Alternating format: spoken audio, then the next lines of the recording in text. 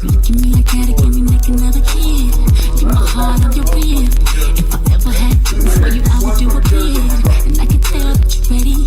3, 2, 1, it's going down like a petty. Water to no one, just a kid. If we do it on the phone, promise that we're gonna chill. Don't care about you know what I like.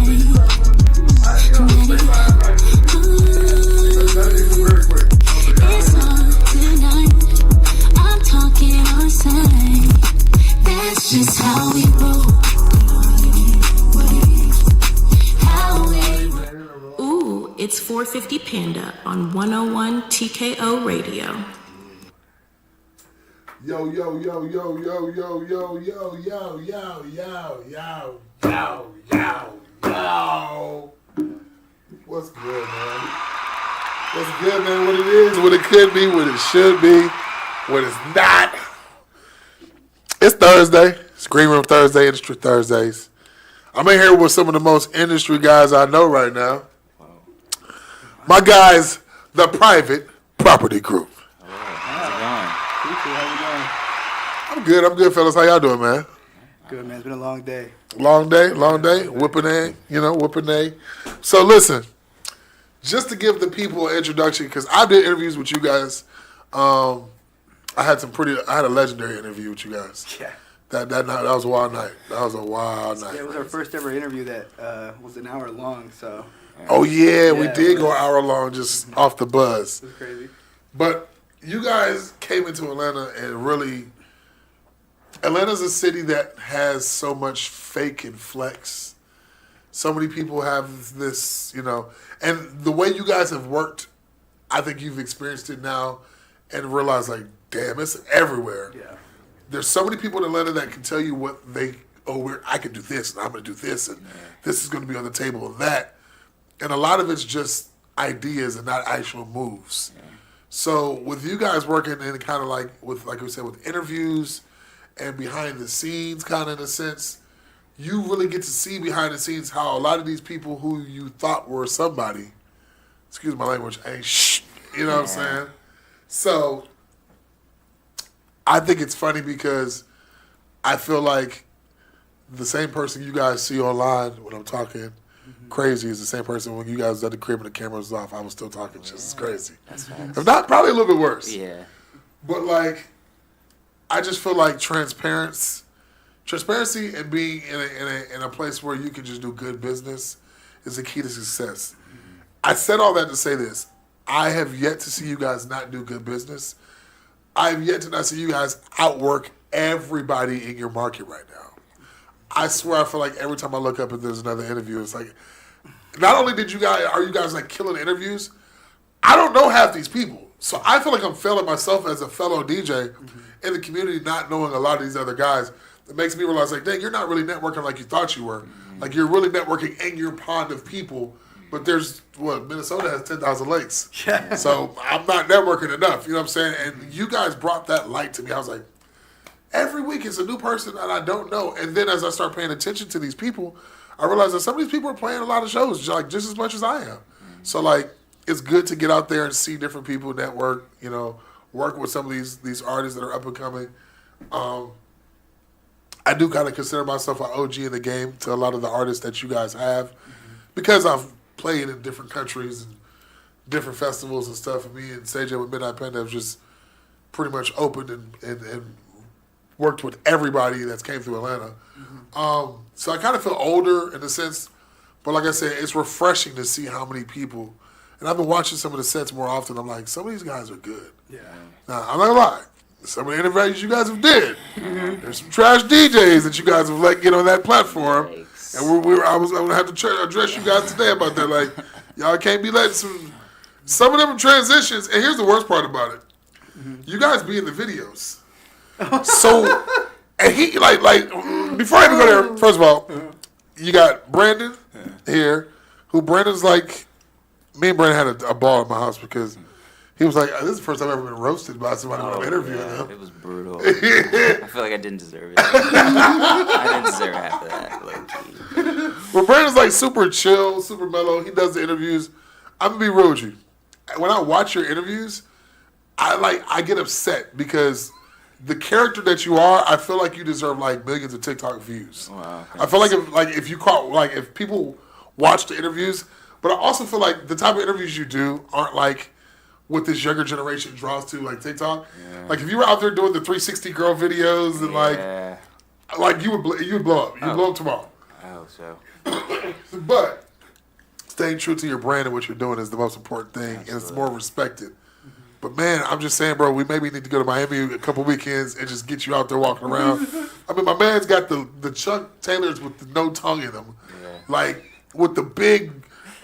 These are for on fire. Here we go with the roast again. No, he got the big Rastafari, like bro, stand like how I stand out. I'm big, large Homer Simpson donut earring wearing. Like I stand out. Somebody the other day told me I was like chocolate Shrek. I was like, wow. Wow, chocolate Shrek. Okay, donkey. Yikes. You know? But even in the midst, I'm like, yo, I stand out as a character. You're tall, bro. You stand out. Like, but your voice, like your dry humor that you give to people is so dry. Like, your humor is desert dry to people. So it's super entertaining to see you do all the interviews. And then you got my man Jair here, who was like low-key the quiet king of techno.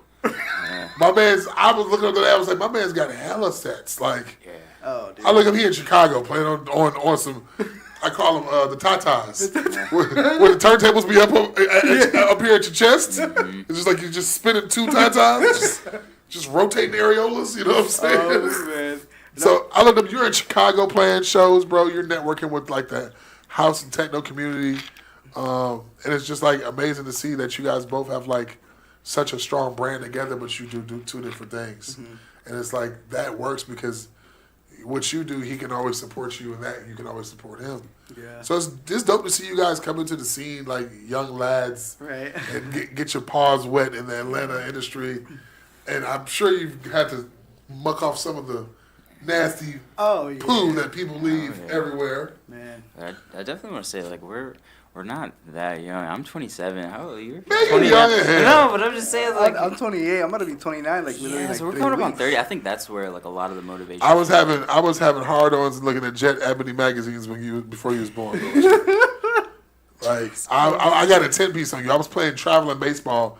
My parents weren't even going to my games at that point. I was just riding with Coach. Whoa. Looking at Playboy magazines on the road, like chewing Big League. Wow. before you was born. Yeah, you a young girl. You a young girl. Oh, so how old are you? 27. How old are you? I'm 28, but I'll be 29. He trying to throw a little extra on top of me. Yeah. I'm 29. Hey, 30 next listen, year, man. Bro, let me tell you something. When you turn 30, your back start doing things that you didn't think your back do. Start hurting in places you didn't think it hurt. You get hungover, you go get effed up the night before and come back and see what your results are. Let me tell you something. You 29, you get drunk. Next morning you get up, you get you some Waffle House. You like, I'm gonna have a beer. I'm gonna be back at it with the homies. Pool party, day party. Oh my goodness. Man. Do the same thing at 30 when you wake up. You know what you're gonna feel like? No, mama, no. Eyes can't get up no more. Old 70s slave songs. Negro spirituals. Negro spirituals. His eyes been working in the fields, picking on the corn. Cotton's coming next to the early morning. It's like, am I allowed? Yeah, you're not. Yeah, I'm telling you. I'm like, here, You turn 30, bro, your back start feeling like Kunta Kinte. Hurt knees, plow. You be looking around like, who is cracking fireworks? You be looking up and down, who is making them noises? That was your knees and your back. Jeez. I can't wait. And we big fellas, bro, so you already know, like, it's not, man, listen, B. Volati got more back and knee problems than he got body. So, you doing these crazy interviews, tell me, what is the craziest thing you've seen so far doing interviews? It was probably honestly yours. God, No, damn, it I was knew you was definitely gonna say yours. that. I don't know too much we could say on camera, but the stuff that was off camera was honestly just way left out of pocket. I mean, you can say whatever you want, bro. I don't care. There was a shotgun. Oh, yeah. Oh, yeah. Oh, yeah, there was. There was like French bulldogs, sweet tea, shotguns. It was. There was There was dogs DJing. It was nuts. Oh yeah, there was. Wow. Transitions. There was so much going on. It was nuts. Yeah, that was definitely Fat heads too. Yeah. The fat head. How do you feel when you walk into someone's house and they got a fat head on themselves? Does that seem egotistical? No, that's you spend your money well. Yeah. It's like those are like adult toys, like the novelties and stuff. Like it goes beyond. Like I don't know. I got that fat head for my birthday. Shout out Noonan and Tongue and Groove. Me and Cyrus do our birthday there. And we do, we the same day, so we do our birthday every year. Oh, And you got some- we have a caller. We got a caller calling in. Wow. It's calling in. Oh yeah. But we literally they did my birthday and then they pop out the back with streamers and bottles and a fat head of me and a fat head of Calvin. Wow. And it just raised up in there and I was like, yeah, when I leave here, I'm taking that home. Super. And for like 3 years straight, I did my birthday party there. I would bring it back every year. And they would take it in the back and bring it back out like it was brand new. And then one year, I don't know, we just kind of quit doing parties there as much when they kind of transitioned out of the promoter kind of vibes and changed the direction of the club, which is no love lost, but you know what I'm saying? They held us down for years. But I was keeping my fat head. Fat head could come home with me. So now, it sits there and when people walk in, they're like, oh my God, is that you? Yeah, it's me, staring at you. Just making you remind you that these eyes is always watching. Every time you turn a corner around my house, eyes are watching. Why don't you start like a side hustle as like a voice narrator, dude? Yeah. You should. In a land before time, Oh my goodness. when chances of life were dark and dim, You got there was one man who You could gotta call provide for all. something's happening. Caller, who do we have? Here we have a caller. Hey, yo, this is Evesthesia. He said, this is who? Garrett. What's up, Garrett? What's up, Jared? Lord What's Jesus. up, guys? How's it going? Oh. I'm watching y'all live, but I don't think it's synced with the audio yet. Oh, nice. Wow, dude, this is great. Just calling to say I love you guys. I'm proud of y'all. And can't wait to see what y'all want to do next. Wow. Love you too, That's man. love. That's sweet, man. Garrett came through with the honey bun comment. Frosted love. Hey, look. I don't get to tell them enough in person, that's why. That's what's up, though. Hey, listen, man, listen. I'm going to say this, and I mean this out of all seriousness, even though I'll be joking around. There's not enough men that are okay with telling their friends that they love them, that they care about them, checking on them, and letting them know that they really got their back and that their family. If somebody's really, truly a part of your life and you're proud of them, giving a grown man his roses, I don't care what people say, oh, it's gay, that's this, that. No, that's not, bro. Like, especially with me having kids recently, I'm trying to raise my son to be respectful to women and my daughter to be a respectful young lady. So, like, teaching my son it's okay to give a grown man his roses because that's showing that you're not a hater. Yeah. Like, when you can't give another man his roses, you hate. So to hear Garrett call in and be like, hey, man, I love y'all, I'm proud of what y'all doing, we need more of that in the community. Yeah. If we had more of that going around, you'd have less men feeling like they got to have their ego and pride involved and be pulling guns and wanting to shoot and fight and be on that dumb stuff. Like, you know what I'm saying? So Absolutely. Kudos to my guy, Garrett. Big pack of cookies. No, I don't. I feel like I don't tell them enough in person, that's why, you know. They've given me plenty of opportunities, man. Like, it's ridiculous, and I don't get to tell them thank you enough. But people are really slipping on these guys because, like I said, you guys are going around on your own time, spending your own bread, investing into your brand, and giving DJs a platform without asking for a dime. That's big, man. That's big. Like that's big. Not enough people are doing that. We need more of that. We need more of that in the city. Like, especially in the EDM scene, like with house music and tech, we haven't seen anybody in the scene that has came in and been like, all right, we're going to give every DJ in our scene a platform and an opportunity to play. And we're going to put you all, and we're going to do all the editing work and give you shorts and do all, like, nobody's doing it. You guys are the only ones.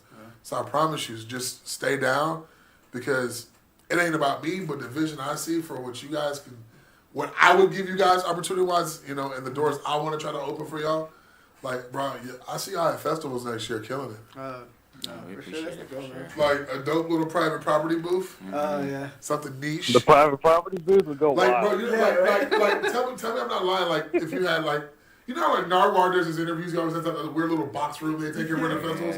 Like a small room like that size, but like all I see is like not being funny. I see y'all doing like a grass garden wall, but like painting the wall like black.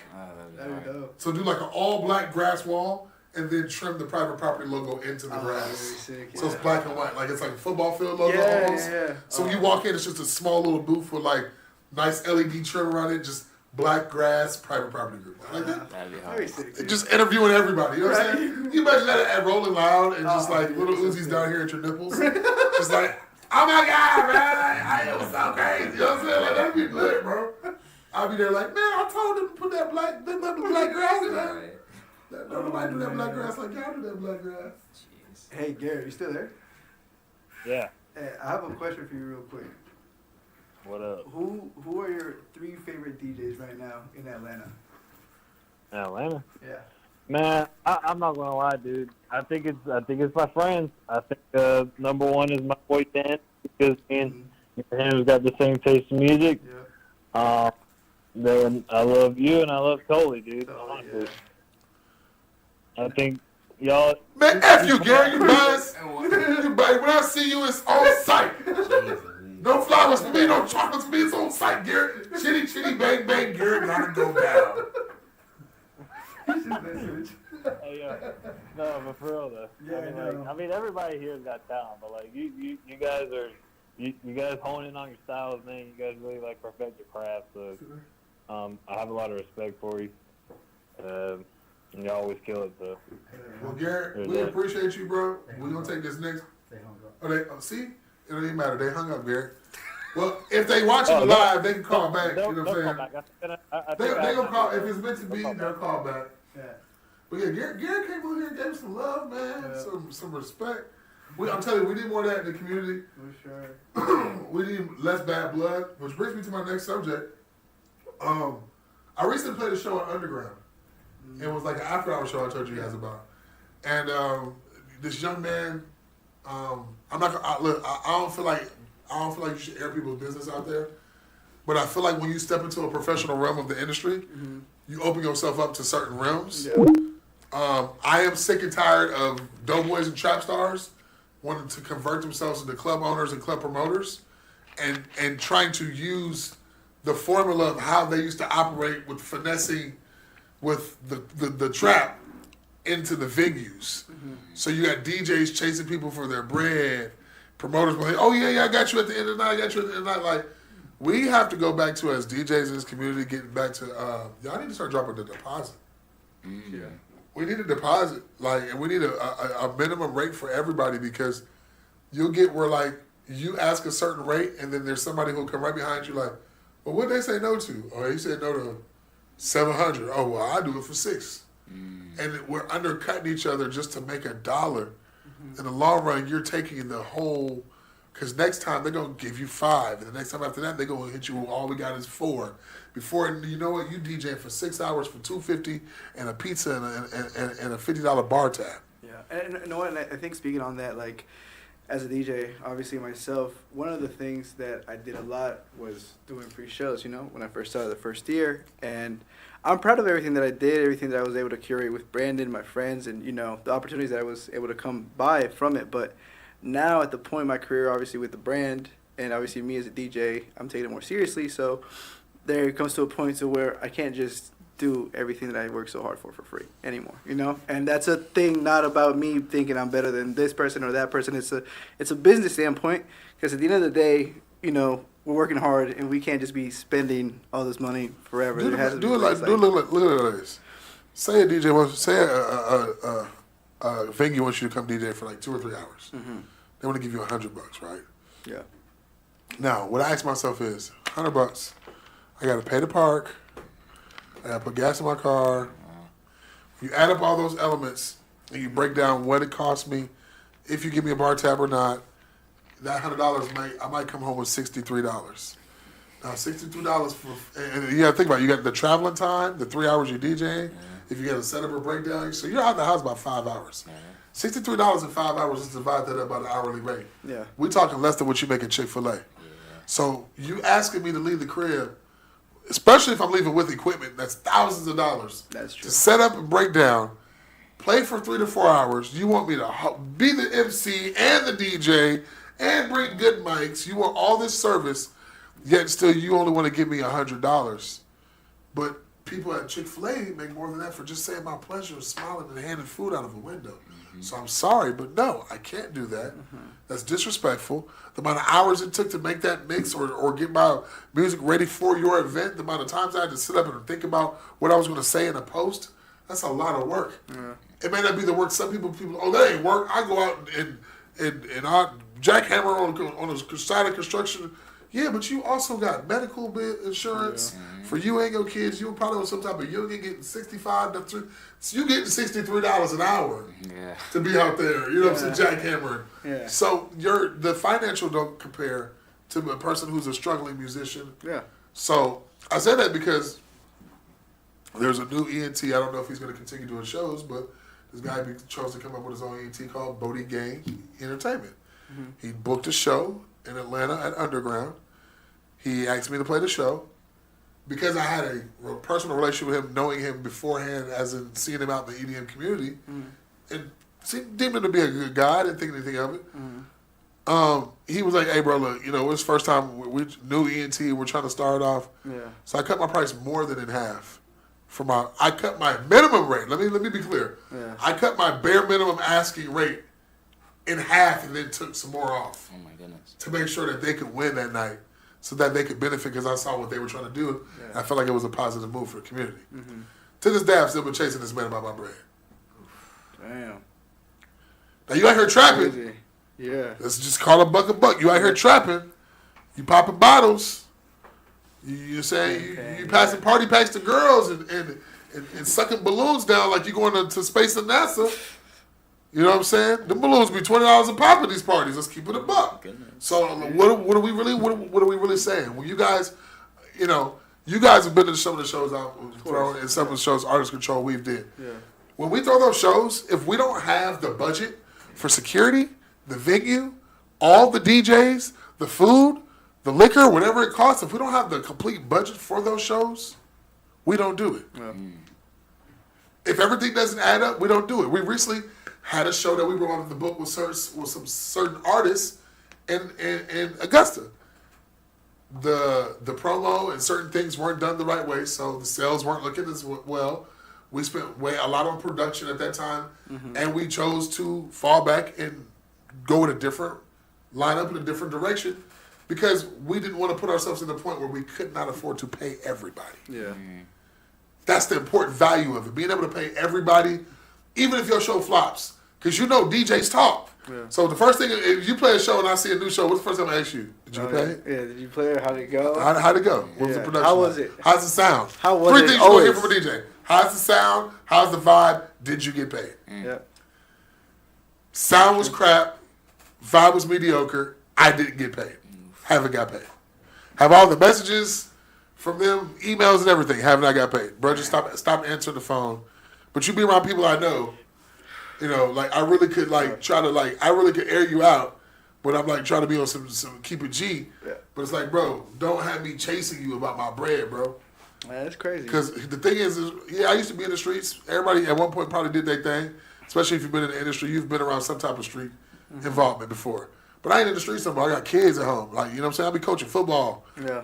I haven't been in the streets in years since I started really taking my music seriously. I've been a musician. So for you to take out of a struggling musician's mouth and his kid's mouth, when I see you out partying, if I party your face up, don't be mad. Okay. If I two-piece you with no biscuit, dry, y'all remember Miss Winters? I was trying to go there today. Hold on. Let me say something real quick. Miss Winters combo. I literally was so excited. I have not been to Miss Winters in probably 15 years. Miss Winters is the bust down. Bro, I went. Miss Winters made me feel like I'm at somebody's auntie barbecue. Bro. No cap, the wings be extra crispy. And one wing may be meaty, but the other one may be thin, just like American Deli be doing you. Yeah. Biscuits be buttery, but late night they be dry. It's a gamble of fun with your food. You don't know if it's going to be the worst hood meal or the best bust down ever. But the rice? Is it good? Is it bad? It's busting. Is it good? The wings? Man, listen. Miss Winters had the little cakes with the frosting on them. Listen. No, so what happened was literally right before we got here, bro, I saw there was a Miss Winters, an exit down, and by all means, I was so excited, right? Mm. So I From go, here? I put it in my put it in my GPS. I get there. Oh I no, turn right. Tigers. I turn right. Tigers, West Ave. They closed that one. Yeah, I realized that when I drove got there, all the way to Tigers to it get was to- it was a hood Oh, spot, and That was I my ended up, spot. That was my Winners. but I ended up getting. Close my eyes. Oh, Please bring Magnus Winners And the moment's to. gone. You know, when That's this Winners, you know right. that? Thank you. Dust in the wind. This Winners is, bro, listen. When I was doing my hood activities back in the day, that's where I used to meet my fellow participants at. Okay. Wow. We used to go have lunch at Winners Cool. and Trapsby's. Okay. That's why I still have a love for Zaxby's. You used to call it Trapsby's. Trapeze. Wow. Go get a kicking chicken at Trapsby's, you know? Wow. Make a move. We going to Trapsby's. Get it. That's when Trapsby's had the milkshake. Y'all remember when they had the milkshake? They have it. The With one in the sellout. Gainesville. No, they got it out here too. I just went. They got it. I just, Oh, really? It was just too much sugar. I didn't want to be here looking all like, everybody like, oh, he on drugs. No, I'm not. I just had a Zaxby's milkshake. And I'm pre-diabetic. I might die in this thing. Oh my Just, goodness. yeah, but that chocolate one, that black chocolate one will take you up through there. Chocolate have your eye twitching and stuff. Why your eye twitching? The chocolate milkshake, Zaxby's. It's too much sprinkles. I don't like Too the much. sprinkles. Oh, I love the sprinkles. The sprinkles are great. But the sprinkles are gas, bro. Yeah, they're okay. So, listen. Another part of the industry in Atlanta is, well, first let me reiterate. Don't nobody do no business with Bodie in Atlanta. Excuse my language just one time. He on that bullshit. Oof. And he only got one tooth left, so you know he can't really tell you no truths because you can't tell truths without teeth. Oh my goodness. Yeah, he needed to become a country singer called Whistling Dixie. That's the intro to all his songs. So listen, y'all, we're gonna come back in a second. We gotta pay these bills. Unlike other people who don't pay when you come DJ and do shows, unlike other people who don't pay, we're gonna go pay these bills with these commercials real quick, and we'll be right back with the Private Property Group.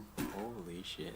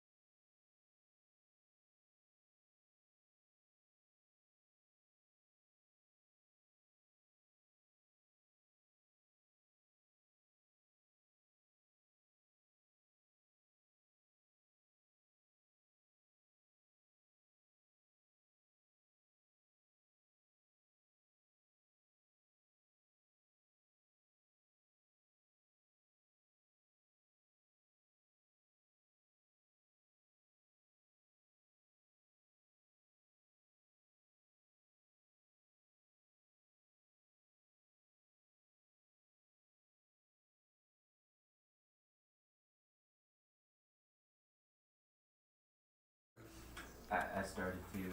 My favorite is Lifesaver gummies, but I eat too many too quickly and they make my stomach hurt with it. You sound like a 6-year-old during Christmas time right now, don't Did I you? get that first?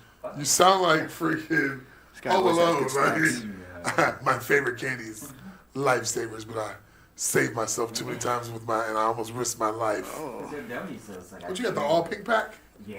That's the gas pack. These are the He's two. forced me to chew the Lifesaver gummies. I'll chew twice. He's forced me to chew. You sound like a abused camel right now. Like, I had a jaw injury, but he's forced me to chew and rebuild shrimp. These are therapy. Shout out to our sponsors. Hey, I'm not mad at you, bro. Talking So- about sponsorship, I really think that me and Brandon, by the end of this year, are going to get our first sponsorship. I don't know who it's going to be, what company, when. It's gonna be ball soap. Hey, I'll take It's a it. brand called Bear. Hey. Bear ball soap No, it should get sponsored by deodorant. for the balls that are bare. Deodorant. Deodorant. And we'll Shit, start get passing Jake them Paul. out to all Bro, these start tagging raves. Jake Paul with W. No, bro. all these raves. We'll start passing them out to all the raves. Hey, listen. That way. Some of these people at the raves need this deodorant. Absolutely. That's what I'm saying.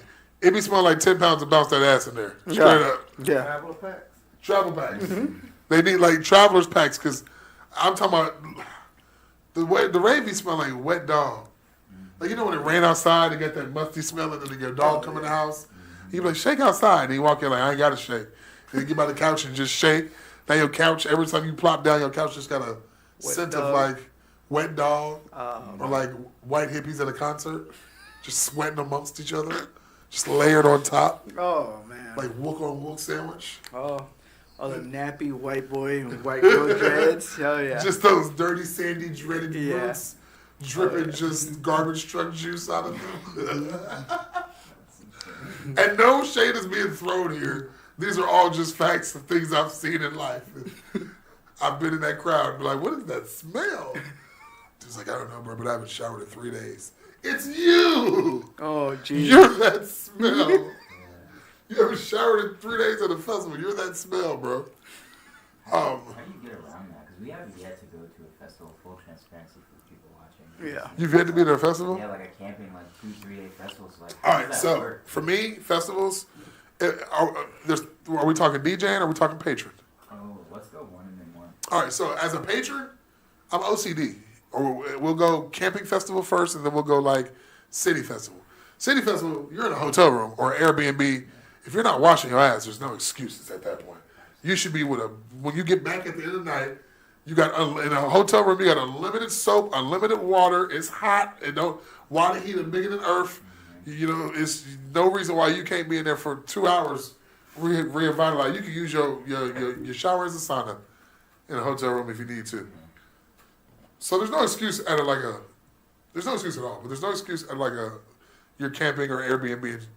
At a camping festival, they have showers, but I would never use them. Because you got maybe less than 20 showers, 10 showers for 20,000 people. So you're definitely, somebody's getting staff, somebody's going home with a bump, somebody's going home with mesothelioma. I don't know what else you can get from being in dirty showers, but somebody's going home with all that stuff. It just happens, bro. At a festival, it just happens. VIP will have some nice showers for the VIP people, but if you're not a VIP, you can't use those.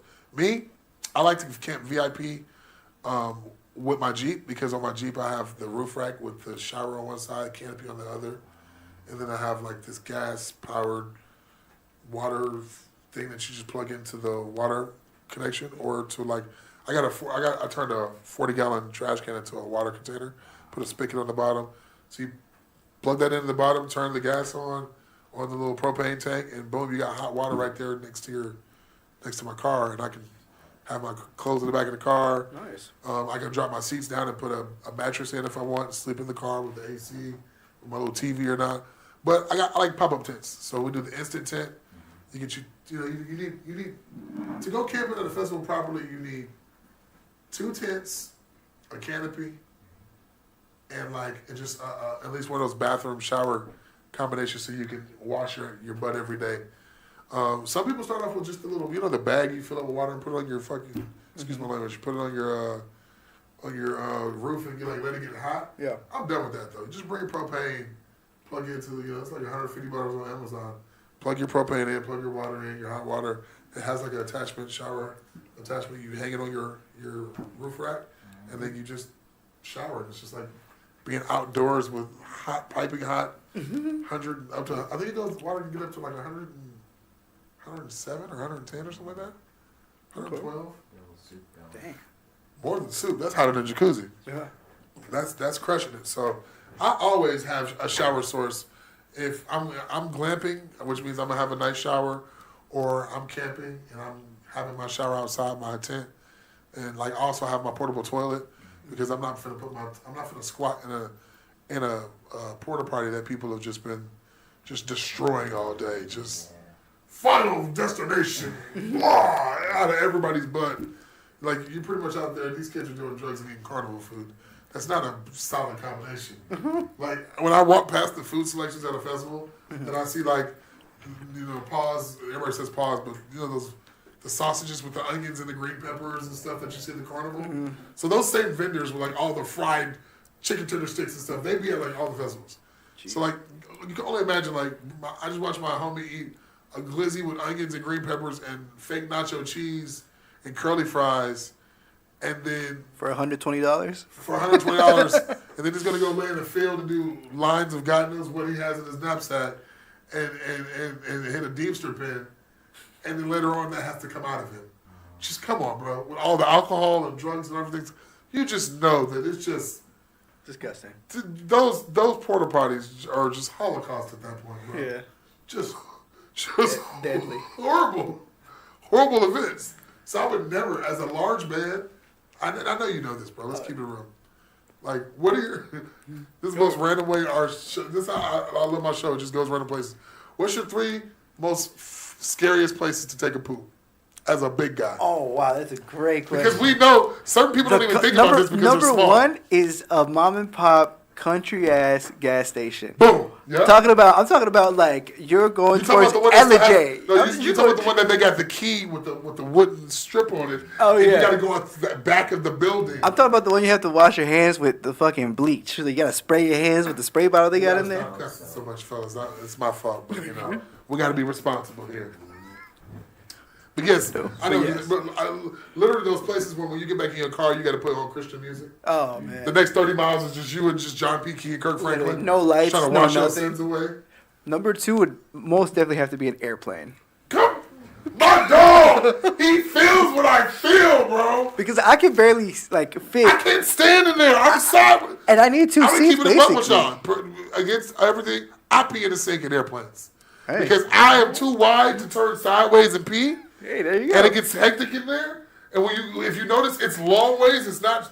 It's long, right? So when I get in there, as soon as I close the door, it's just me staring at a little box mirror, and I'm just like this. The only thing I think of is just pull your stuff out and put it right there on the top of the sink, and release and spray some water. I don't. And then you know what I do though? I'm decent though.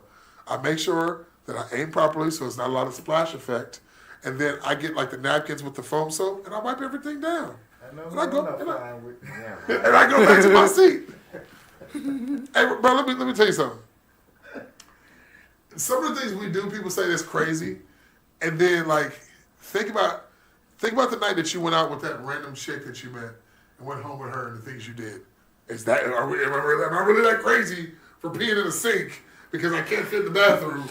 Versus you going home with a psychopath chick that has daddy issues and you didn't know she has a closet full of dolls that she likes to dress up and do shows for. Like, come on, bro, what are we talking about? Yeah. FAA didn't get involved, so it's like... Boy, no, what's crazy? Number 3, too, I just thought about it, right?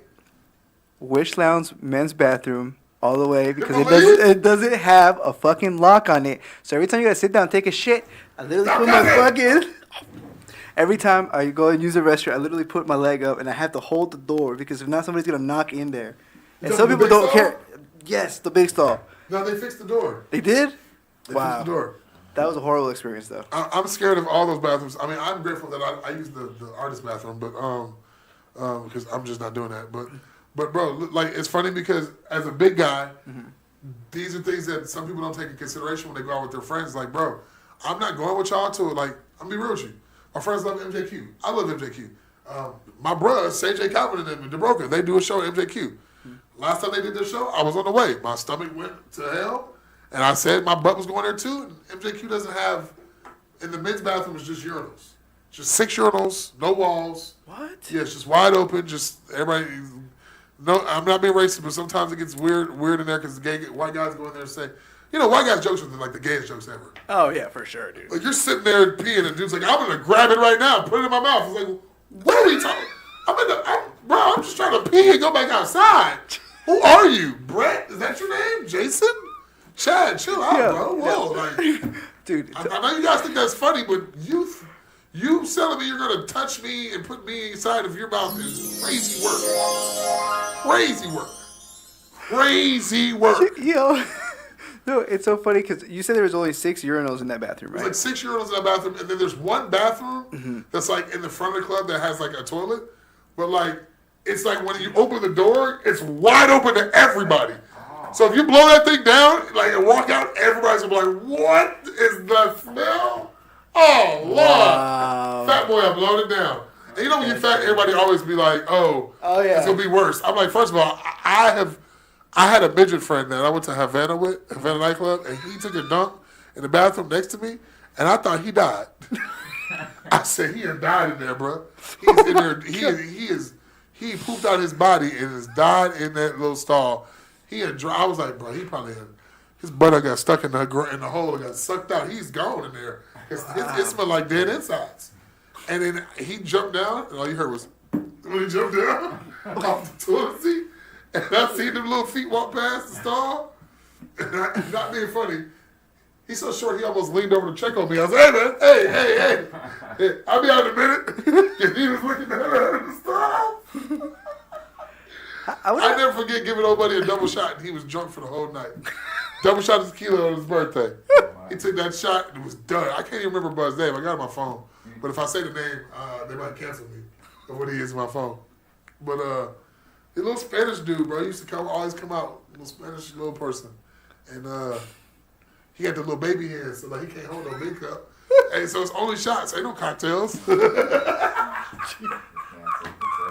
Oh, He said, we're goodbye, yes! It was fun. It was fun while I lasted. We're canceled. No, bro, but like, bro, it was fun, bro. Like, we used to literally have shots with him. And like, I don't know. All I'm saying is this, man. Perspective-wise, Atlanta is not a real place. It's not. It is not. Y'all have did so much work with so many different people. And you know what? Sometimes I look up and be like, I don't want to. And sometimes like I don't want to talk about these things, but they have to be talked about. Mm-hmm. Like, you did so much work with so many people. You've been so many places in the city. Yeah. I knew that asking you about the toilet situation, you face that. Like, when your stomach bubbling, you got to go into a venue, bro.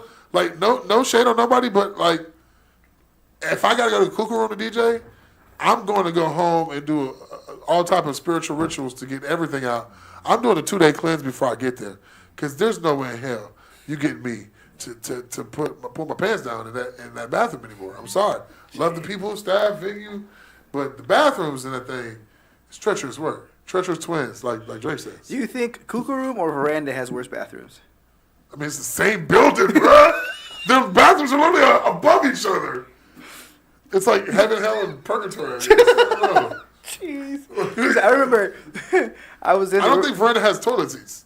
They do. They got toilet seats I don't now? know. They shouldn't, but they For do. a long time, they didn't have toilet seats there. We literally recorded a set, or tried to, and I was like, I'm going to use the restroom. He's like, are you sure? And I was like, what do you mean? So I go in there, and it was like, have you ever seen that movie Accepted? When they make the fake college? Yes. And they go into the bathroom for the first time, like, Yes. what the heck is this? Dude, it was literally like that. I was So like, did you go to the white one or that's- the one straight ahead? It was the one to the right. If you're in the veranda, you have the one to the right that's like the handicap stall. That's the The one. legal handicap stall, Yeah. where you can roll straight into. Yeah, it was And then the still- men's bathroom is like 6 little barrels on the wall. They're kegs. Have you seen that? Yeah, it's The disgusting. urinals are like actual kegs that are Yeah. cut out and you pee in a keg. I've seen I've seen a drunk gay girl. Not that it makes it matter that she's gay, but I said that to put in the context that she had dreads and she looked like a young man. So I think when she went into that bathroom, nobody thought that she was a girl until she turned around and pulled her pants down and sat in the urinal and took a poop. Oh. in the urinal. And all I could think about was like, your thighs and your back and your body is touching this urine-crusted barrel of joy right now. And like, bro, as a big person, you think about that? Like, you do, bro. Like, here's the thing. These venues don't clean the walls. So, like, can you imagine how much piss splashes off the toilets and hits the walls and cakes up, right? And I've been in venues where I worked in, like, security, but we had to clean. And they used to give us the scrapers for, like, snow to scrape the walls. You put bleach on the wall and scrape it. And you would see just all the pee that is caked up from just drying up nights and nights and nobody wiping it. And you could see it just crushing off the walls, bro. Just disgusting. So now when I go into a venue and if I have to use these bathrooms, I got to put paper down and all that extra stuff.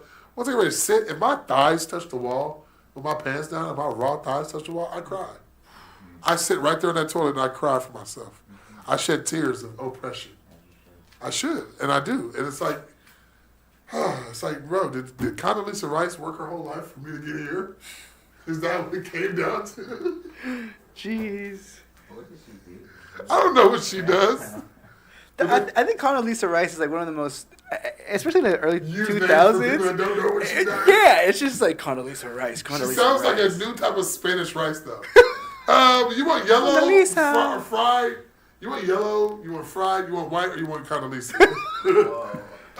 Yeah. Condoleezza Rice It's like, burrito. it's like going to Chipotle and ordering the new Fiesta. Can I get a Condoleezza rice. Condoleezza, black beans, Can I get some Condoleezza, black beans, some chicken, pico, some wok? Could be extra. That's fine. Is it cool if you can put a little Condoleezza in the side in the ramekin for me, please? You want to donate $1 to the Condoleezza Rice Foundation? No, not today. We're roasting all the people that could give us money. I know. Hey, Right? bro, she's not giving you a dime, bro. It's kind of right. She listen. Once she see that you ain't got no tongues in your shoes, How did this get back? Didn't she pass away already? is she dead? Are we roasting the dead right now? God, I just helped Rest the in handicap peace. man across the street the other day and punched my ticket to heaven, and now I'm going right down. One step forward, one step back. But Lord, I'm coming still. Hold 2 seats for me because I'm twice as big. Spell her name correctly. Yo, we got a caller calling in. Let's see who this is. Still alive. Oh, nice. 16. Oh, she's still kicking. Caller. Hello. Is it Garrity? No, I know who this is. Hello? I'm calling in the private property group to sponsor them with some Celsius. Want some Celsius? The way he said it's a Celsius. Love it. What's up, Ben? That was Ben. Yo, what's going on, y'all? Celsius with Good, some fantasy man. vibe. Appreciate you calling in, man. We're having a good time Is here with Celsius Panda. an energy Yes, sir. drink? It No, I is? just wanted to shout y'all out. Love what y'all doing for the community, man. It's great. Ben is also, let me tell you something Yeah. real quick about Ben. He goes by 3W. He's a very talented DJ. And I'll say, Ben, when he's just out and about hanging out with his friends, very cool guy. But when he gets behind those decks, I'm telling you right now, it's like a different person. It's crazy to He's one see. of those guys? He's played Twisted Lines plenty of times now, too. He recently did, I think, when was it, Ben? Like last weekend? I played 3 times for them now. Like they asked me to close on the 6th last weekend. Yeah, it was last weekend. Crazy. Pulled up, Next killed time it. I'm gonna show up at Ben's set with no shirt on, with a necklace of limes, a whole necklace of quarter limes cut up. Why? I don't know. And I'm gonna get a slap bag, like a wine bag, but I'm gonna fill it with tequila. Oh, yeah. Gonna slap the tequila bag and bite a lime off my necklace. Nah. Also, man, this podcast has been real funny so far. I've been enjoying it, man. Appreciate it, man. It's very honestly random. I feel like a lot of times people just tend to try to put together an agenda that people want to hear. It's like sometimes it's good to just go in there raw, see what happens, risk it all.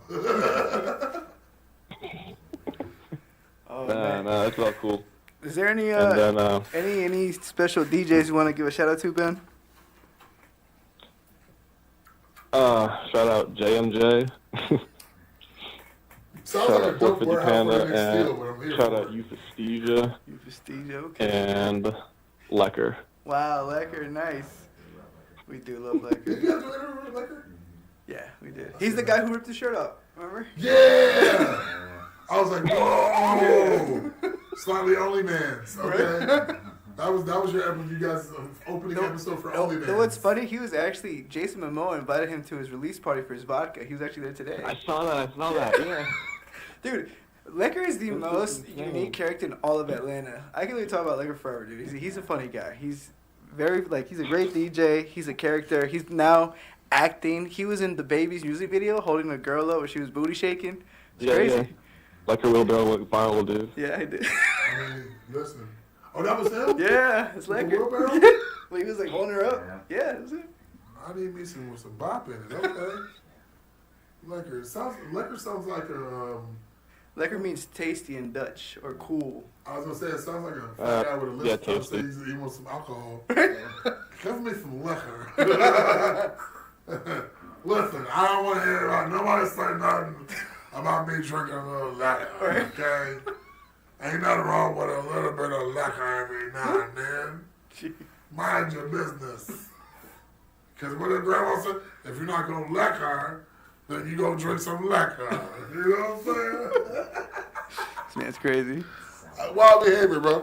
That's what happens when you get Zaxby's tacos and you're full. You know, so you just Man. at peace. But hey, man, so when the next time you playing, man? Let us know, man. Plug yourself. You said what? I said, when the next time you playing? Plug yourself in, buddy. I don't know. Literally, this shit will come up as like soon as possible. I have no idea. I got nothing booked currently. Probably.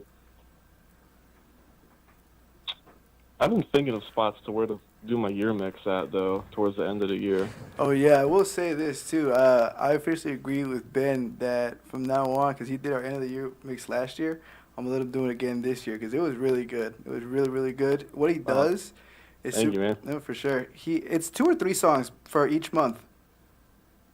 2 songs. I picked 2 songs for each month, and then it's like a compilation of 24 songs So it's basically. pretty cool. Just He arranged. literally has to be- Not arranged in any particular order, just however So fits it's the like mix. just random songs that he likes? It's But- like 2 of his favorite songs for every single month of So the is it year. like is it the Yeah, month that they there's release? just new releases that stand So out like to if me you like, if so you drop a much. song in They February have to be new. and he likes that song, that might be one of the songs for February. Exactly, yeah. Okay, that's dope. Yeah.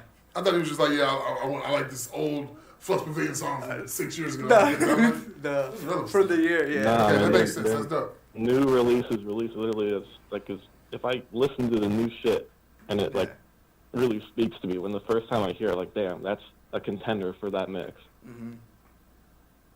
You know what we need to do though, and I seriously say this, y'all should have, like, now that you guys have established yourself in Atlanta with the DJs, y'all should find a space where you can do like a Love and Hip Hop reunion style show, where you bring back all the DJs that are characters, We could make sit them on couches, such a cool and show. and just sit them down and bring everybody up and talk, and like have instead of like when they fight on the show, just have like 2 DJs come up and battle. Like you get 3 songs, you get 3 songs. Oh, that'd be sick. And instead of like, oh, you got beef? You Okay. know, whatever happened to Plug in. whatever happened to DJs battling? I don't know. I mean, like, you know, the scene, like, kind of regenerates itself every 4 to 5 years, like high school. So, like, what you got was a sense of DJs who were around my age with, like, a pride of, like, you know, DJs that who battle, DJs who compete with each other, healthy competition. And then you got that internet group of kids who came up in the Gen, what is it, Z or X, whatever. Yeah. One of those letters. I get tired of keeping track. But the new generation of kids who's always talking about spinning back and having switches and glickies and all this blickies and glizzies and all these new words. These ones, they don't really care anymore. They just want to be on stage with the most popular people and get rich. Yeah. They don't care about the work ethic. They don't care about like the networking, the waiting their turn. It's like, no, my turn is now. And I'm like, bro, I've been in line for 5 years. I will stab you for my turn, sir. Yeah. So like, it's a different time. Dude, And now with the new it's all generation, about the music. It's bro, I'm passion. 36 now. Do you know how I feel when I go to Irish and there's this 18-year-old girl who's rolling tits, and she's like, "I know who you are." I'm like, "How? You're 18. Like you shouldn't know who I am at all." No, unless your sister was jamming Yeah, to you my know- songs you know and how she's they know 24, you? 25. How do they know him, Ben? You know how they know you? They saw you on Private Property Group. Wow, there you go. Well, they saw me on OnlyFans. They saw me on my OnlyFans account where I'm giving out 40% discounts for all my Oh, Patreons. spoiler alert. Yeah, if you're a Patreon member to my OnlyMans account, you can get 40% off on your subscription. And I think in this December we're dropping that 450 Panda calendar. You know what I'm saying? So That'd be crazy. That'd be funny, dude. no, I'm dropping the calendar. Are you really?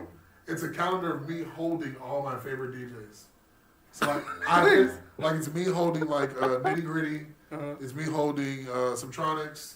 It's me holding Bro, Outlaws. that's fucking sick. It's of me holding DJ FN. calendar, It's me yeah. holding like a bunch of different Yeah. DJs. Like me holding them in my arms like they're babies. I got Gucci. I got a bunch of people. I got Drink of Water. I got a bunch of people. Oh man. Yeah, so I'm gonna drop a calendar with everybody that I have pictures of me holding them. I'm gonna drop a calendar with That's only on your OnlyFans, right? on my OnlyMans account. Only man.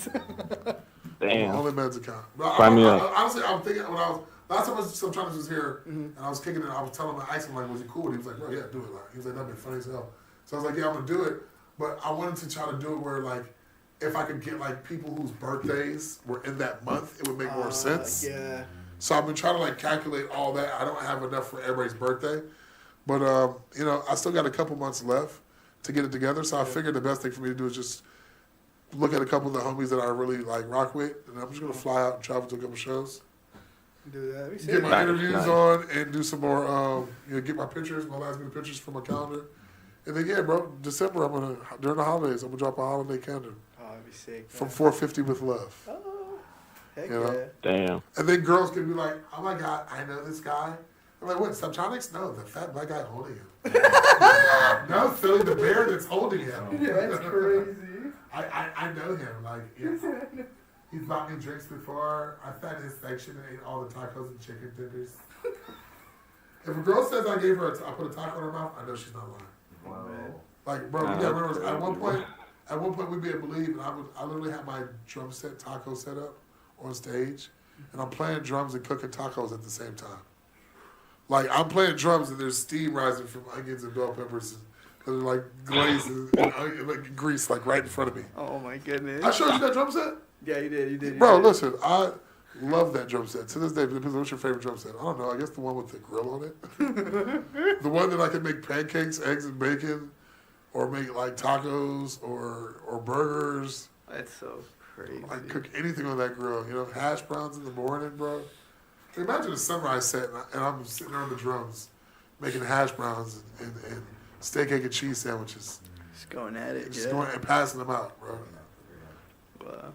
As I say, it's the love, bro. It's the cooking with love. But you know, with love, with cooking comes the price of food. The price of food is always expensive. So you know, to make sure we can maintain the price of food, we gotta go to commercial right now so we can pay these bills. Damn. Yeah, appreciate you. All man. right, Jair, real quick. Yeah. Yo, Jair, real quick. Yeah, Just what's one last thing. Mhm. Mujer que no llore es hombre. Wow. Nice.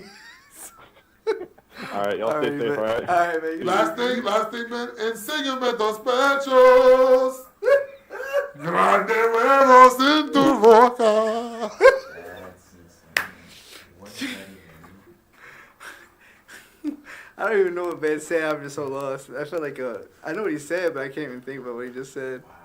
Hey, listen, this is your boy 450 Panda. We'll be back. This is 101 TKO Radio. Knock 'em out the box. Here's a fun fact for you. The average chameleon can point their eyes in two different directions. On the other hand, the average...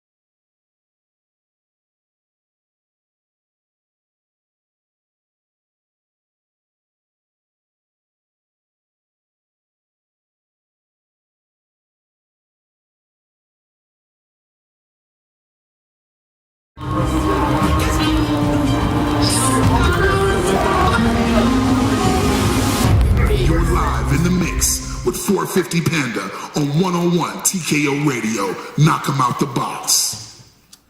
Yeah, we back. Well, we never left. And so as we were talking about, like, you know, all these DJs that you guys interviewed, you know, being an artist yourself, how you feel about, like, production on songs? Man, in what sense? Like, okay, so somebody I work with, y'all know who I'm talking about, my business partner, did a track with an artist, and I'm not going to say the artist's name because we don't give out free promo here. But oh, buddy, like, he pretty much, he asked for, he listed, I can say, he listed TJ as a feature on the track. Now, TJ did vocals, but he didn't just do vocals. He did his own vocals, he recorded his own vocals, he makes a master with his own vocals. He did promo, he did a promo video, he paid for the promo ads for the video, he paid for anime edits for the song. He got the song cleared on actual real non-botted Spotify playlist. He's the one who did the distribution of the song because of owning artist control. So, like, everything was done on our company's behalf. Yeah. TJ did everything.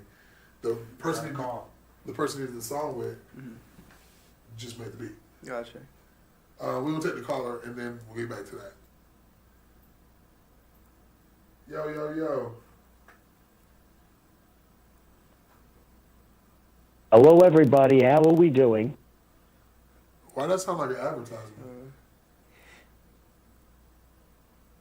This is not advertising. This is the 45th President of the United States, Donald J. Trump. I have to say, I'm absolutely in love with the Private Property Group. Absolutely fantastic group. One of the best groups in the planet, if I do say so myself. And I know a lot about good groups. Listen, Donald, if you know a lot about good groups, then why you was on air last night talking reckless with Kamala, being racist and ignorant? Why you just don't talk about the policies you know, Donald? Listen. We're not here to talk about that right now. All I have to say... Nah, Donald, you're not going to get on my show and deflect. No, Donald. I will say, no. No, you're not going to deflect on my show, Donald. Listen, your Festia is the worst DJ I have ever heard in my entire life. You see, I'm more of a fan of DJs like 3W. I'm a big fan of 3W, one of the greatest DJs I've ever heard. Hey, listen here, Donald. Listen here. Next time because you did this, Donald, next time I see 3W, I'm going to pour water on his controller. Oh my goodness. What is going on? Are you going to fund that, Donald? You going to send him a stimulus check? You going to send him a stimulus check after I pour water on his controller? When I become president, again, in 2024, I'm going to pass a lot of policies. And the first thing will be to outlaw your Festia from ever touching a DJ set ever again. Oh my God. Donald, when I see you, I'm going to strip you of all your clothes and make you run around butt naked in front of America. I would like to see you try. I bet Jair's going to vote for me. You're going to vote for me, aren't you, Jair? No, he's not going to vote for you.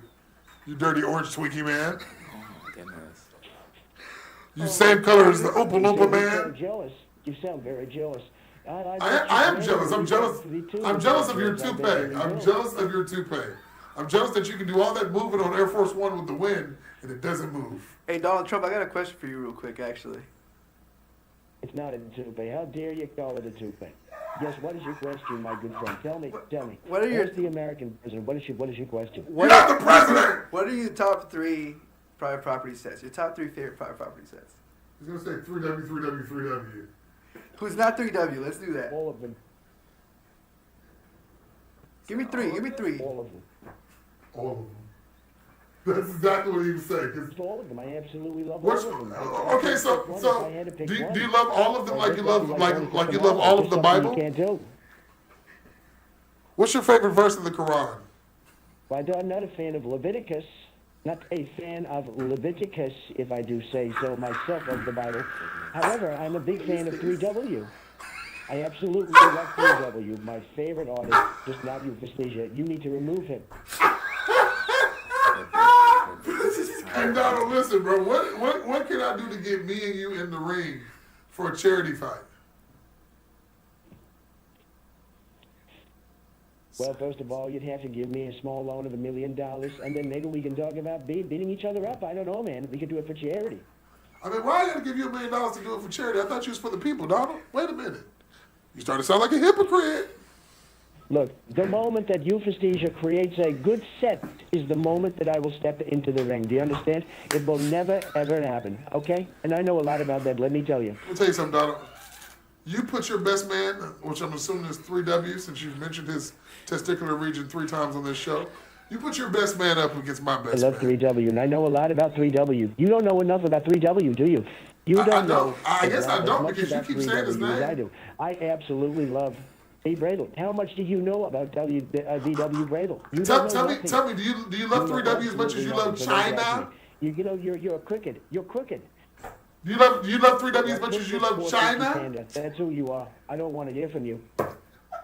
You are crooked China. It has nothing to do with this. You are crooked 450 Panda. I don't want to hear you. How am I crooked? I'm no more crooked than your penis, Donald. Whoa. Can we say that? Oh, we can say penis. It's a body part. Oh, sure is. Penis. I genuinely, that was awesome. Whoever did that, thank you. That was, I can only assume who, but that was. You said at 450 you're a despicable person. You're horrible. You're a liar. You're a horrible liar.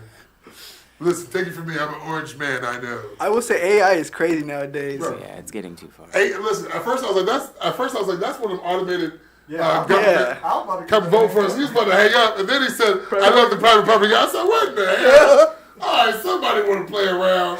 We can play with Donald today. His racist ass talking crazy about Kamala. You know what? I'm gonna be real with you. I normally don't even bring politics on my show like that, but I'm gonna say what I gotta say today. You gotta be in a rat's ass mind state of place to listen to this man debate and agree with him on anything he said. Oh yeah, it's crazy. He didn't say nothing. Oh, yeah. You're like, so Donald, how do you feel? Let me tell you something. Frosted Flakes, they're delicious, okay? Absolutely nutritious, delicious. The kids love them. I love them. Old people love them. New people love them. Young people love them. Everybody loves them. We should just go ahead and just make the whole world about nothing but Frosted Flakes. And that's the problem. Kamala wants to ban Frosted Flakes from America. What? Yeah. We just asked you about foreign policy.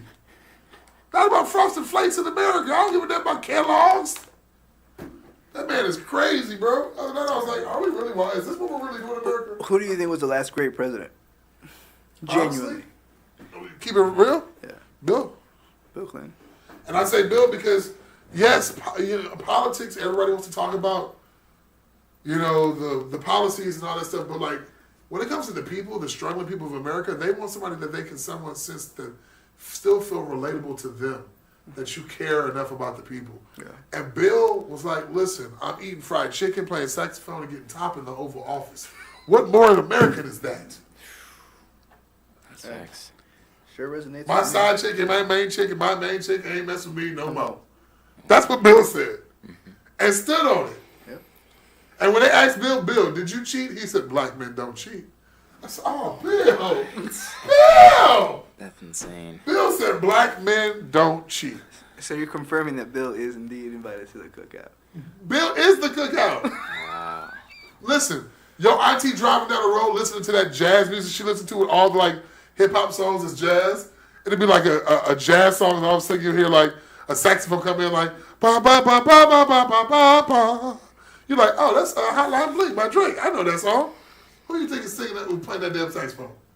That's Bill Clinton on all them Southern soul songs. What? That's Bill Clinton. You didn't know that? No, I did not. You never heard Bill Clinton play sax? No, like once. Bill Clinton had a black group of horns inside the office one day, and they was just going all the dang. time. But Bill Clinton played saxophone. I'm not even here just gassing her up. Wow. That man really played like, Yeah. pull your phone out. Look up Bill Clinton, type in Bill Clinton saxophone. You can see a picture of that white man like this. I take a chick. I take a chick with these notes. You better watch it now. That is You better watch it now. Man, listen, Michael McDonald, He was you like- better he watch. was- For them white guys with real soul, the white guys that can put seasoning in the mashed potatoes, you better watch how they are dangerous. Bill Clinton sex. That's insane. Wow. I'm drinking water on air. I don't care. I'm real. What you seeing right now? Yeah, a bunch of. Bill with Sachs with a bunch of black folks. Stevie Wonder. And all them Ray Charles. All them. Bro. Yeah, I didn't know that. Bill's the man, bro. When Donald tried to be taking pictures with Deion Sanders and Mike Tyson, then first of all, no disrespect Mike Tyson. Don't ever want to come beat me up if I become famous, bro.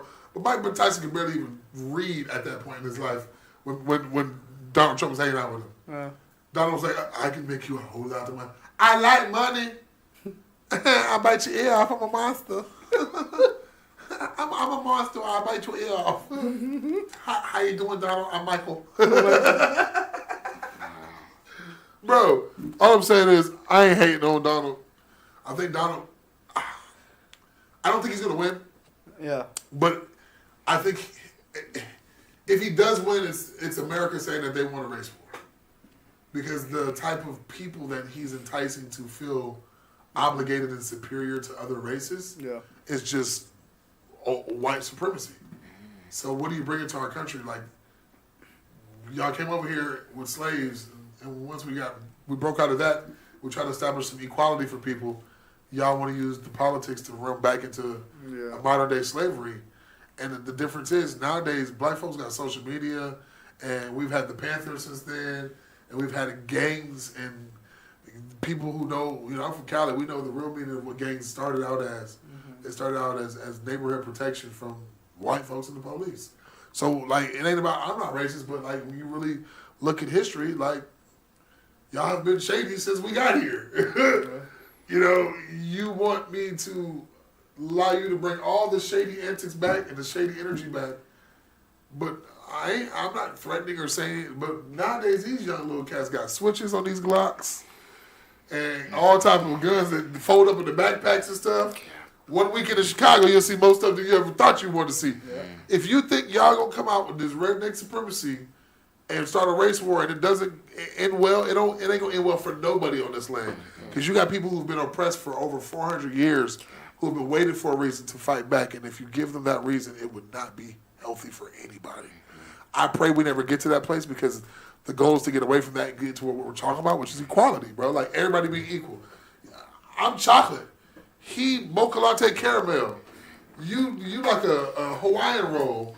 Yeah. And that's like a light Dwayne Johnson. You know what I'm saying? We all different shades. That don't make no difference. It doesn't. Your heart beat the same way mine beat. Do.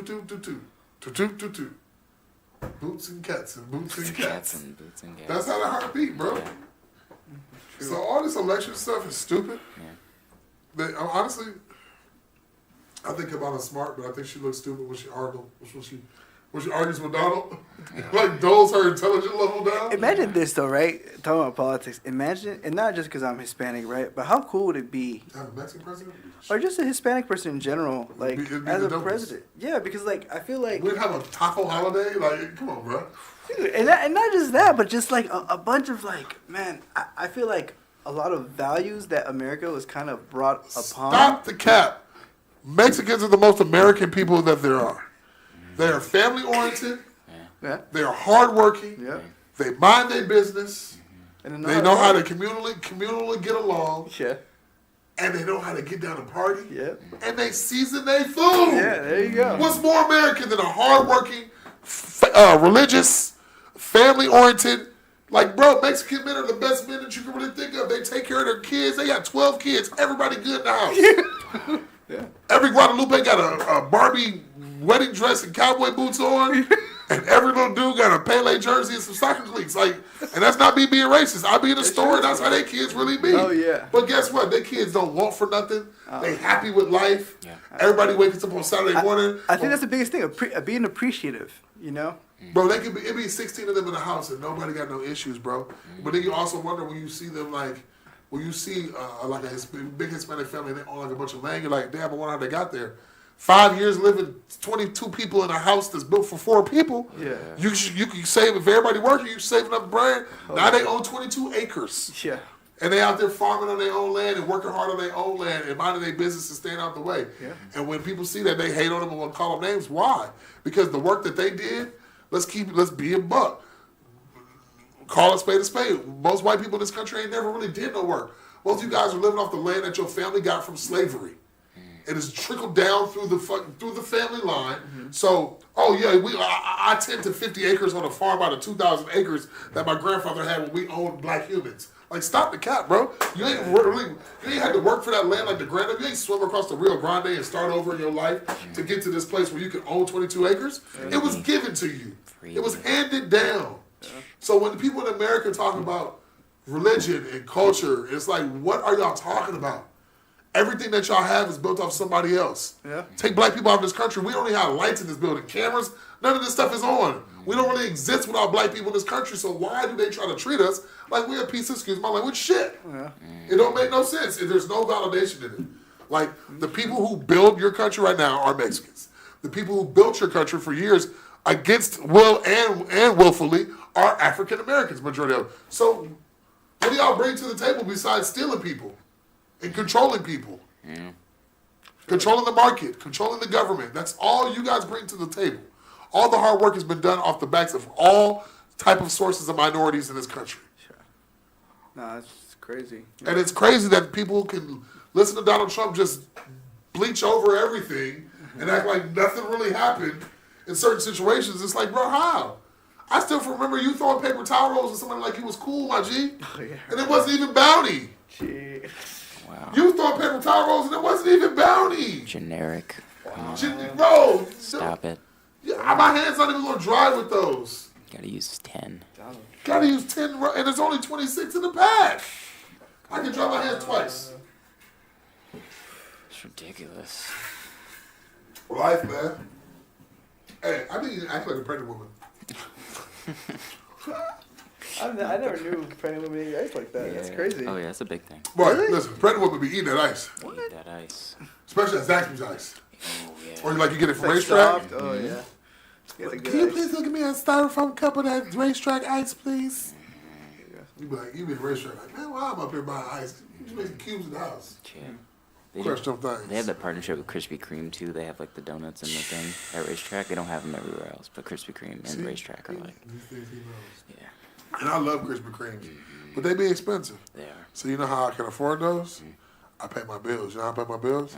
Commercial breaks. We'll be right back. Wow. It's your boy 450 Panda, 101 TKO Radio. I'm with the Private Property Group. We'll be right How back. much time do I have to pee? What grows in the forest? Trees? Sure.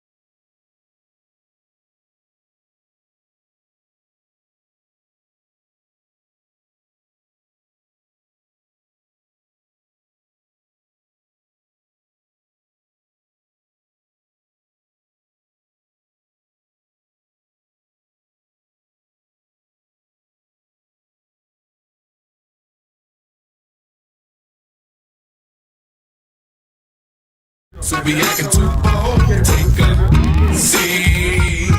Hope you're ready for the next episode. Hey.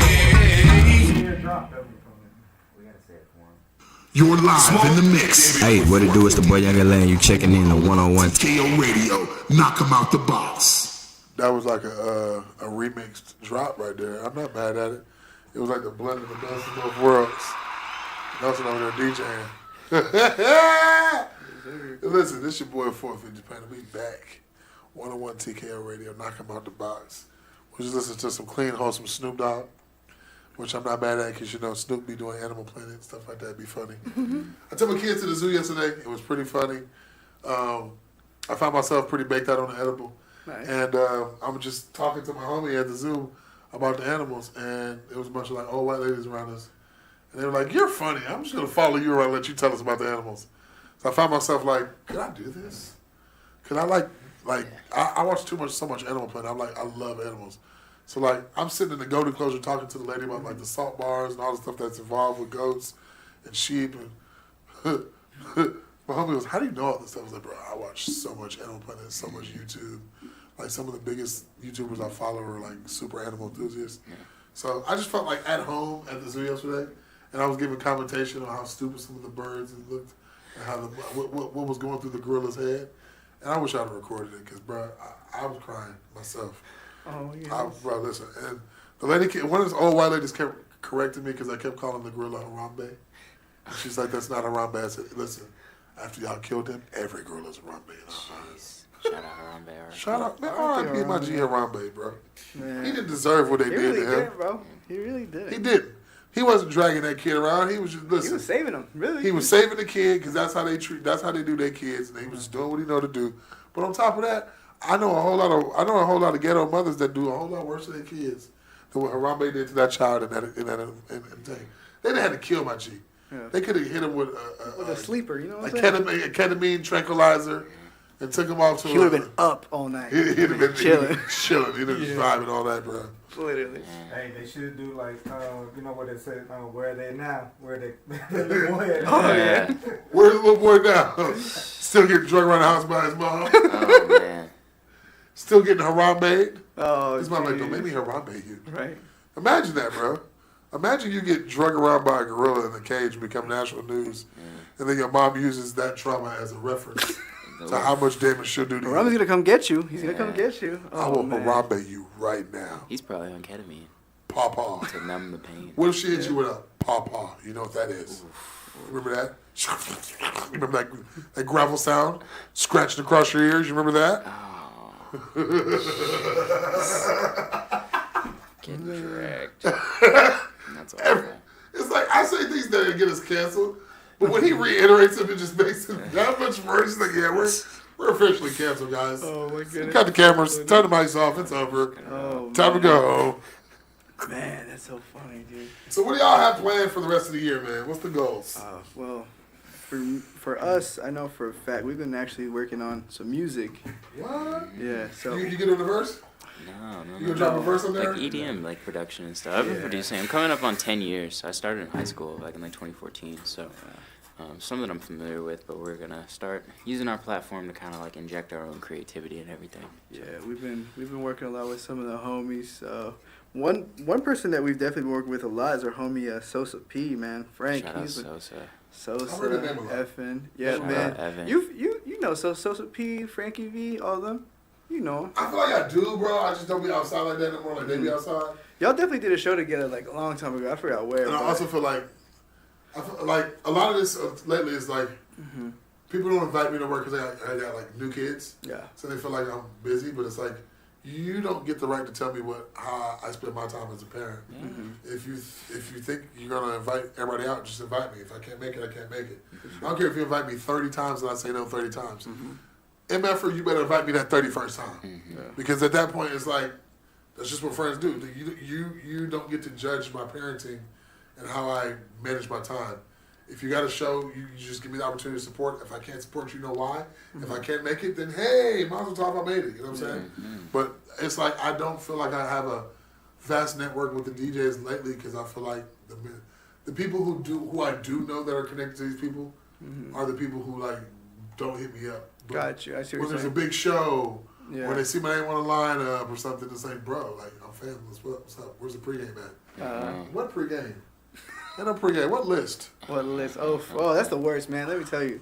The guest list situation, man. But here's the crazy thing. It's not even girls no more. It's dudes. Yeah, it's like, hey, bro, let me go to your show, though. Bro, let me come support you, bro. Buy a ticket. That's how I know you really support me. Because the problem with you guys don't understand is if you guys don't buy tickets, the venue doesn't feel like they made money off my name, which means in the long run, they're tempted to try to penny pinch me to the bare minimum on my finances. But if all my friends say they support me and 30 of my friends come and buy tickets, and I can vouch that these 30 people are here for me, then that's more money than y'all probably going to offer me how much y'all made off the door from my friends that night alone, which is why a lot of artists be like, let me just, like, to be honest, if you got friend support, don't even take a rate from the venue. Tell them that you want ticket sales. Yeah. Because if I do ticket sales percentage with you, and your tickets is $20 and I get a 5 or 10 on each ticket, you know what I'm saying? Look how many people show up and I get paid. You know what I'm saying? Or do like a minimum and then I'll take this as a minimum and I want tickets percentage because, bro, if 40, 50 people are going to show up to watch you, what's 40, 50 times 10? Yeah. $5. And let's keep it a buck. Ain't too many venues, especially EDM, giving no local people $5 to play right now. Facts. It's just not happening. So, in the midst of that, if I can sell 50 tickets and you charge $20 and I can get 10 off that, then that's my money right there. It should be no excuse why you can't pay me, which leads me back to why I say y'all don't do no business with that Bodie Entertainment. I don't like plugging people for promo, but bro owe me money. So, yeah, straight up. Like, nah, bro. Listen, you can't say certain words on air, but I can say ass because that's a donkey. He can kiss my greasy Spanish ass. Man. Like I wanna defecate in a bag and smear it on his window at a show. Like, and then put flowers, little daisies, all on top of it. Like I'm revitalizing a fresh garden. I wanna cultivate. Like, bro, you play with my pockets, bro. I got kids, bro. Every time my son say, "Daddy, hungry," I want to get up off the couch, grab my keys, go find bro, and kick him in his ass. And I wear 817s and shoes. I want to wear like some Timberlands with like a steel toe and a collar on the tip, so I can shove it straight up your ass. The original butters. Just the original butters, bro. You know what? That's all the promo he get tonight. But I'll tell you this: if y'all see a toothless dude named Bodie throwing shows in Atlanta, don't go to the shows. He don't pay. He don't pay his DJs. He didn't pay me. He didn't pay my homie Jay Stella. Like, yeah, bro. He good people. Jay Stella did a bunch of sound and setup for him, helped him with the lineup. Then the worst part about it is you did the show on Underground, and you did it right when they were doing that Sarah, whatever her name is, house show for Def. And then you're like 3 doors down in the same hallway.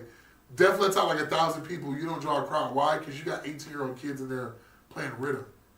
And you're next door to one of the biggest shows of the whole. Yeah. Like, if you're ever going to, the whole point of you being there was to piggyback off that show and try to generate a crowd because you were going to stay up with later. But you weren't even playing the music that catered to the crowd there. Literally. That's like being like, oh, we're going to go to a Wiz Khalifa concert, and across the street from the concert, we're going to do a Irish clog night. Yeah. And we're going to try to draw a crowd from Wiz Khalifa. Because we actually, for that night, we actually just dropped the video like 2 days ago for I don't know if you saw it, the interviews that we did. The street style interviews. Yeah. And that was for that Sarah Landry event. So that was at Underground? Yeah, that was at Underground. So literally when you came out of that event and to walk back upstairs, that little small show that they had right there, where all the bass speakers was coming from, I had played that show. Didn't get paid. I played majority like house vibes type stuff because I was like, there's a big house show next door. Why would you be playing rhythm? And literally when we were, everybody's outside like smoking in the courtyard area. I'm like, y'all going inside? They're like, no, bro, did you hear the music? I'm like, that's not our vibe. We're going to... People walk to Odyssey, bro. People get the car parked there because Odyssey's only 2 blocks down and walk to Odyssey to go have a good night rather than stay there and there's a venue inside the venue that you just came from. Yikes. That's tough. It's bad, bro. And like, I don't like airing people out like that, but when you play with my bread and my situation, like, I don't know what you expect, bro. You can't. And if we were talking some street stuff, I'd leave it in the streets. But you chose to stop being a street dude and come be a promoter. And open up a promotion company and email me about a show and ask me for my for a contract and agreement and visual graphic and all this and a writer, you tried to do a show, but you didn't have the bare minimum for your artists, for even your locals, bro. That's bad. After I cut the price from more, I gave you a 70% discount, like I was closing, going out liquidation Labor Day sale. Jeez. But you know, you see those stores that are like furniture, going out on sale, going out of everything. Dude, there was and a they be open for 10 years, like going out on sale, summer ending bash, Labor Day liquidation, 70% off. Y'all got 12 specials going on. Just say y'all trying to sell this furniture. No, literally, there was a store in Kennesaw. I don't remember exactly what it was. I think it might have been Home Goods, or something. No, not Home Goods, something like that though. And basically, me and Brandon bought out all the mannequins. They were like $20, but they're full size mannequins. Yeah, like the ones they put the clothes on. We just bought them because we were doing art at the time. That's how me and Brandon met. So we were just like painting mannequins, doing like cool stuff. Oh yeah. Yeah. You got some still? Mm-hmm. Can I get one? Sure. Yeah. I'm dead ass serious. Yeah, we got mannequins. Mannequin boys, mannequin boys. It was a cool experience though. It was like nothing there. People were just like buying the shelves and like the nasty carpet and like. He's like, give me all those naked bodied individuals. Yeah. It was crazy. So I can paint them and dress them weird. Yeah, I do need a mannequin for my next video for the shoot. Oh, okay. That actually works perfect. But listen, we got a 5 piece of minutes left. So in this last 5 minutes, we're gonna do a crash course with you fellas from Private Property Group. Cool. I'm gonna say a 10-second spill of my definition of private property group to everybody who's here, so they kind of know, because we just kind of were everywhere today. In my opinion, you guys are like a dope media source for up-and-coming DJs and future super huge stars to have a platform to organically show and showcase what they do, as well as have a dope interview to give them a very personal experience on who they are, so that the patron or regular fan or person who knows nothing about them, who may enjoy their sets at a venue, can now see who they are as a person. That's my opinion on what you guys do, and I feel like that's a service that only cherub angels could do for the DJ lords. So I value you guys truly for that. But in this 5 minutes that we have left, I got to ask you some crash course questions, just so we have a better kind of idea of who the two of you guys are for private property. Now, some of the questions I already know the answer to, but the people don't, so we should answer. So when you guys are not doing private property stuff, what are you doing? Man, what is your regular work profession? Oh, we deliver patio furniture. Yeah. I call them the Wicker Boys. Yeah. And I call them in the daytime and they out riding around with the windows down. All you hear is them. All you hear is money being made from that expensive patio furniture. Yeah. And the places they be, I'm like, ooh, y'all be safe out there now. Yeah. Oh, y'all be safe, because I just seen on TikTok where Amazon driver did the wrong turn. They were talking about shooting his tires out and ropes and lynching and all type of crazy stuff. Oh, man. Playing games of hangman, they ain't safe. Oh my goodness. All right, so when you're not delivering patio furniture or doing your private property stuff, what is one thing, Brendan, that you enjoy doing that people don't know? Like, probably laying down and drinking beer. Laying down, not sitting around drinking beer. No, laying. I want to plank flat. Yeah. And drink beer. Like the first sip always gets on my chest, and then after that, it's smooth sailing. It's smooth sailing for sure. Well, listen, he flat chested. You not. So if that first sip hit your chest, depending on how you sit, it's either rolling into your belly button and forming a little small lake, or it's crinkling down the sides of your neck right here. Yeah, all sweat. You're going to have Famunda cheese in about 2 hours from the hops and the beer. So what do you like to do when you're not doing private property or being a wicker boy? So one of my secret passions is I collect sports cards. So yeah. Go sit down. I got some for you. I have some crazy stuff. I got some crazy stuff. Like some of my favorite cards that I have are like I have a lot of like limited edition numbered Trae Young's, Luka Doncic cards. I have some older ones too, but it's it's mostly like people that I Mike like Shosha and like Oil Can Boyd. Willie Hayes. Okay. I got like Dave Henderson, Jose Canseco. Oh, nice. Some old school. Okay. Like Michael Jordan rookie cards, 200, like number 12 out of 200, stuff like that. Okay. Like I got like my cards come from like when like the Detroit Pistons won the the NBA championship. Oh, dang. They had like Tayshaun Prince, Rip Hamilton, Dennis Rodman. No, it was Ben Wallace, Rasheed Wallace. Oh, that year, 2004. Okay. Tayshaun Prince, Rip Hamilton. Who else was that? There was another Hamilton on there. But that was when they had that dynasty team in Auburn Hills. I got like all their cards from that year Oh, in like nice. one sleeve. I got like the last year the Supersonics was a team in one sleeve. I see. Like I got the year that Vince Carter and Tracy McGrady played together once he was in their cousins on one sleeve. So like I just when they was in Toronto together. So I just like I'm an old school legendary card type guy from my era. Like when the Kings and Lakers was battling it out, you know what I'm saying? Oh man. When Vlade Divac and She was Peja a monster. Stojakovic was going crazy. Yeah. That's when I started collecting my cards. So I do love the card game.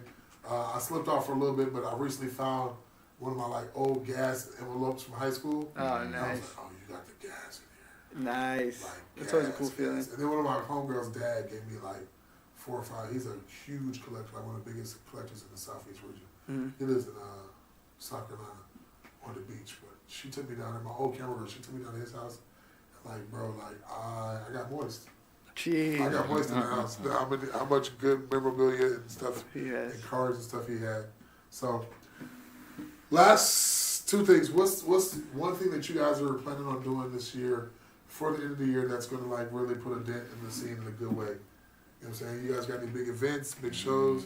Are you just staying consistent and continue to do interviews? You got like an end of the year bash you gonna do? I know I threw an idea out there like a reunion. If I want to do a private property reunion, Yeah, there's so I got a couple venues I think it'd be a good place to do it at. Okay. Yeah, there's so a few cool things, you know. Definitely continue to work on the brand. Obviously, one thing that we're trying to work on right now is actually bringing a collective from Ohio. It's like a techno collective, and they're doing pretty well over there. So they really want to kind of hit the Southeast a little bit. So we're gonna do that and see if we can work something out with them. Definitely gonna talk to you about that actually too. See what we can do, because yeah, I mean. There's a lot of cool stuff, man. A lot of cool stuff is coming. We're super excited for it, though, and we're gonna hit 100 sets probably here in like November. So that's gonna be crazy. So listen, when y'all hit 100 sets in November, we need to get 100 wings. Oh, wow, that'd be yeah, great. yeah. We need to get. And I'm gonna be real with y'all. I'm only gonna give y'all these ideas because I rock with y'all. Y'all been there and recorded some of my sets and been there for some of my biggest moments this year, this last like year or two. So, but the game is to be told and sold. And the dope is to be fold. And when the fold is sold. So if you didn't understand that, you ain't comprehend it, you gotta rewind and get it back again. How you gonna get it? You can pause the show, go take it back and rewind and learn something. Because I just taught you something, learned you something today. But when it comes down to it, you guys do something very unique, and I want to definitely be involved in like some type of end of the year. Like let's just put it all on the table in their face. Yeah. And let them have a feast. Absolutely. That's the thing. With 100 DJs under our belts, dude. I mean, there's no way people. Here's the thing. Let's keep it real. 100 DJs under your belt. You invite 100 DJs out. You tell everybody to bring a flash drive and their most five songs. Oh man. And We can make a world record like that. And you put 2 environments in. You put the. I'm not going to say my location. I'm thinking now, but there's a lot of venues have 2 environments. But you put one environment of house outside. You put one environment of bass inside, or you switch it to bass outside, house inside, depending on what the majority of the DJs like. And you like just do some Guinness World Record, like you said, type stuff. Yeah. See if you can get 65 DJs to all come in and plug in and drop a song. Sick, dude. All you need is four tables and a big good mixer. Yeah.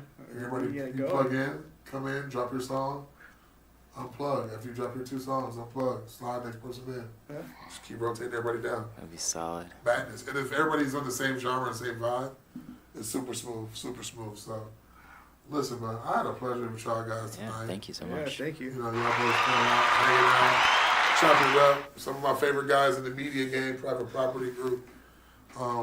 As much as I like talking about what people do on the show, I like more so just vibing and just chopping it up with the homies and being able to like Hell yeah. let people hear you guys in your more comfortable, out of professional form.